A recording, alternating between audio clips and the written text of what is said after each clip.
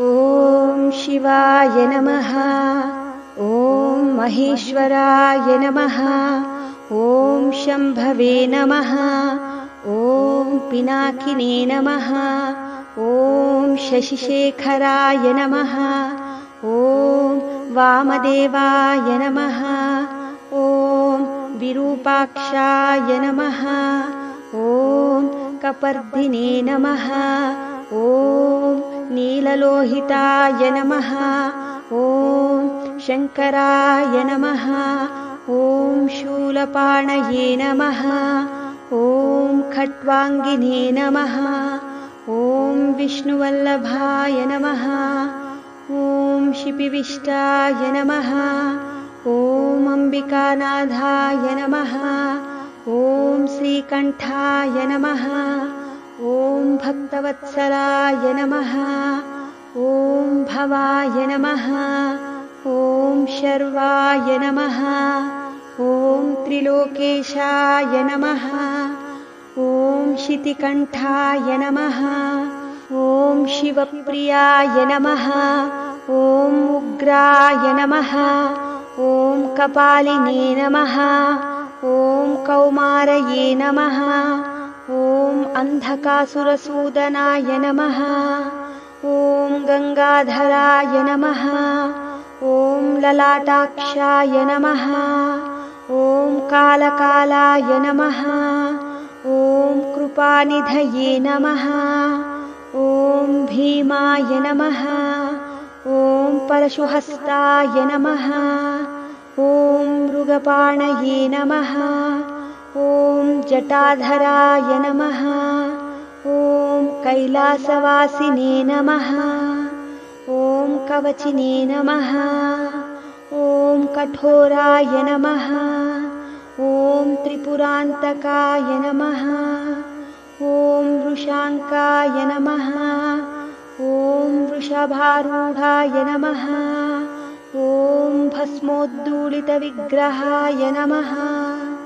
ॐ सामप्रियाय नमः।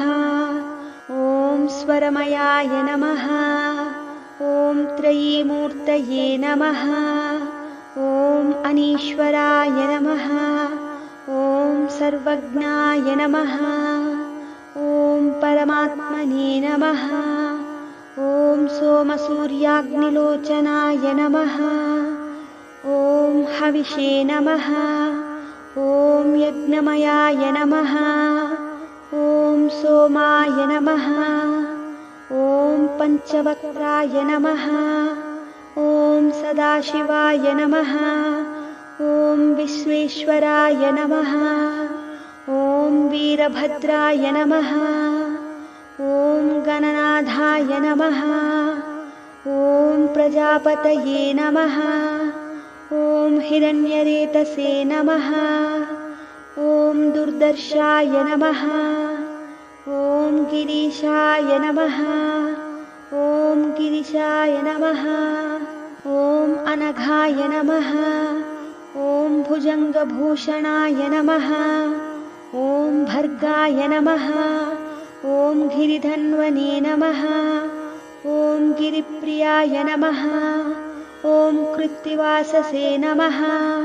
ॐ पुरारातये नमः। ॐ भगवते नमः। ॐ प्रमदाधिपाय नमः। ॐ मृत्युञ्जयाय नमः। ॐ सूक्ष्मतनवे नमः। ॐ जगद्व्यापिने नमः। ॐ जगद्गुरवे नमः। ॐ व्योमकेशाय नमः। ॐ महासेनजनकाय नमः। ॐ चारुविक्रमाय नमः। ॐ रुद्राय नमः। ॐ भूतपतये नमः। ॐ स्थानवे नमः। ॐ महिर्भुज्ञाय नमः। ॐ दिगम्बराय नमः। ॐ अष्टमूर्तये नमः। ॐ अनेकात्मने नमः। ॐ स्वात्मिकाय नमः। ॐ शुद्धविग्रहाय नमः। ॐ शाश्वताय नमः। ॐ खण्डपरशवे नमः। ॐ अजाय नमः। ॐ पाशविमोचकाय नमः। ॐ मृढाय नमः। ॐ पशुपतये नमः। ॐ देवाय नमः। ॐ महादेवाय नमः। ॐ अव्ययाय नमः। ॐ हरये नमः। ॐ पूषदन्तभिदे नमः। ॐ अव्यग्राय नमः। ॐ दक्षाध्वरहराय नमः। ॐ हराय नमः। ॐ भगनेत्रभिदे नमः। ॐ अव्यक्ताय नमः। ॐ सहस्राक्षाय नमः। ॐ सहस्रपादे नमः। ॐ अपपर्गप्रदाय नमः। ॐ अनन्ताय नमः। ॐ तारकाय नमः। ॐ परमेश्वराय नमः। इति श्रीशिवाष्टोत्तरशतनामावळि सम्पूर्णम्।